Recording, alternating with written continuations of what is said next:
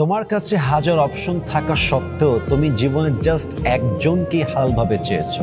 তোমার জীবনে হাজার হাজার ব্যাটার অপশন থাকা সত্ত্বেও তুমি আজীবন একজনের প্রতি হালালভাবে আসক্ত থাকতে চেয়েছো। এটা তোমার সততা। আর যাকে তুমি চেয়েছো সে তোমাকে বাদ দিয়ে অন্য কোথাও ব্যাটার অপশন খুঁজেছে, এটা তার ব্যর্থতা, এটা তার সততা নয়।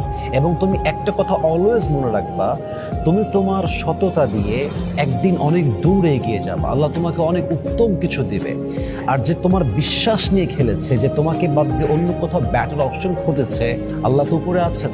তুমি কেন হতাশ হয়ে যাও? তুমি কেন মন খারাপ করো? অচিরেই ওয়ালাসাউফা ইউতিকা রাব্বুকা ফাতারদা। Put your trust on your Lord and believe that indeed and verily your Lord will give you something that will definitely make yourself happy. ভরসা রাখো আল্লাহর উপরে। আল্লাহ এমন কিছু তোমাকে দিবে, এত উত্তম কিছু দিবে, তুমি কখনো কল্পনাই করতে পারবে না ইনশাআল্লাহ তাআলা। So move on.